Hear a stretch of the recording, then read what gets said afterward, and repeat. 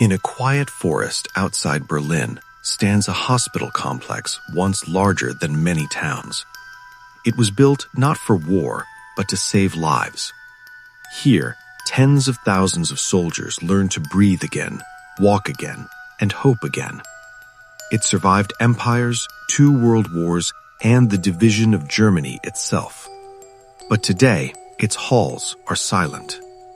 The question isn't why it was abandoned.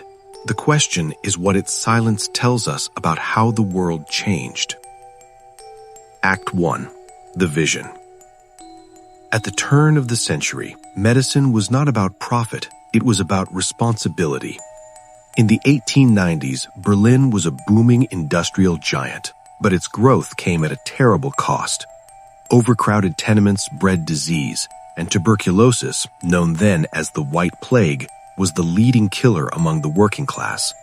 It wasn't a quick death, it was a slow erosion of life, claiming thousands each year. The Berlin Workers' Health Insurance Corporation saw a way forward. In 1898, they broke ground on Beelitz-Heilstätten, a 200-hectare sanctuary in the pine forests southwest of the city. This wasn't just a hospital, it was a visionary complex, Europe's largest sanatorium, designed to harness nature itself as medicine.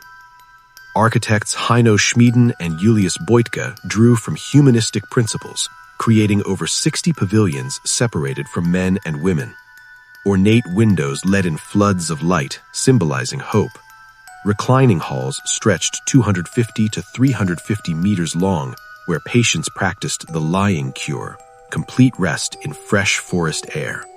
There were inhalation rooms with essential oils, covered walkways for exercise in any weather, and even a self-sufficient village, farms, a bakery, a church, and a power plant. By 1902, it opened with 600 beds, expanding to over 1,300 by the late 1920s. Treatment focused on isolation from the city's filth. Sunlight, for what we now know boosts vitamin D and immunity. Nutritious meals from on-site greenhouses, and moderate walks in the woods. It was holistic care before the word existed, proving that environment could heal where drugs could not. From 1902 to 1926 alone, over 116,000 patients passed through, many reclaiming their lives. Beelitz represented an era when society invested in ordinary people's dignity, building beauty into healing. It was a place where medicine meant hope, not just survival. Act 2. War and Healing. But hope is fragile in times of war. When World War I erupted in 1914, Beelitz transformed overnight. Civilian patients were sent home, and the pavilions became a Red Cross military hospital with 1,525 beds for the broken men returning from the trenches. These weren't battlefield medics patching wounds amid chaos.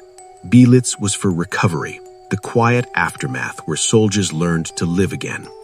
Over 12,500 men were treated here between 1914 and 1918, mending shattered limbs, lungs scarred by gas, and spirits worn by horror. Among them was a young lance corporal named Adolf Hitler, admitted in October 1916 with a leg wound from the Somme and temporary blindness from mustard gas. He was just one of thousands, ordinary soldier in a sea of suffering. The real heroes were the doctors and nurses, the Beelitz-Mädels, who embodied quiet heroism. They provided fresh air therapy, nutritional support, and the first steps towards rehabilitation. War didn't glorify here, it humbled. Beelitz reminded us that healing comes after the guns fall silent, in the patient work of mending what's left. Act 3. Between Darkness. As Europe stumbled towards another catastrophe, Beelitz endured. In the 1920s, it returned to civilian care, expanding with a new surgical pavilion in 1930. Here, innovative procedures like pneumothorax, collapsing an infected lung to let it heal, and phrenic nerve surgery offered hope for severe TB cases. It was the golden age of pre-antibiotic medicine, with over 1,300 beds buzzing with staff, patients, and community life. but darkness returned in 1939. World War II militarized a site again, this time under Nazi control. Wounded soldiers filled the halls, and in 1945, Soviet forces stormed through, leaving bullet scars still visible today. The Alpine House Pavilion burned to the ground in the chaos. What followed was 50 years of Soviet occupation, from 1945 to 1994.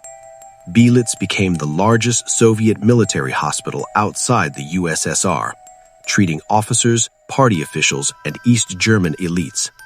Murals of Soviet propaganda adorned the walls. A statue of a Russian statesman stood guard. Access was forbidden to ordinary civilians, turning the once open sanctuary into an isolated fortress. The building didn't change, the flags did. Layer after layer of ideology occupied the same walls, while the core mission of healing persisted, however twisted by politics. Act 4. Decline without drama. The end came not with a bang, but a whisper. With the Cold War's close and German reunification in 1990, Beelitz's purpose evaporated. Soviet forces withdrew in 1994 to 1995, leaving a vast aging complex in a struggling economy. No one wanted the liability of maintaining 60 pavilions across 200 hectares. Medicine had modernized. Antibiotics like streptomycin in the 1950s made sanatoriums obsolete. Care decentralized to smaller clinics and home treatments. Privatization attempts failed, and by 2000, bankruptcy sealed its fate. Vandalism crept in. Thieves stripped copper, roofs collapsed from neglect, mold claimed the interiors. It became unnecessary, not unwanted, a relic of centralized institutions in a world favoring efficiency. The decline was quiet, inevitable, as progress outpaced the old ways. Even Erich Honecker, the fallen GDR leader, sought refuge here in 1990 for cancer treatment before fleeing to Moscow. Beelitz's final act of mercy before silence. Act 5. What silence means now. Today, Beelitz-Heilstätten whispers from the pines. Since 2015, parts have been restored, not as a hospital, but as a mixed-use site. Tourism draws visitors to its haunting beauty.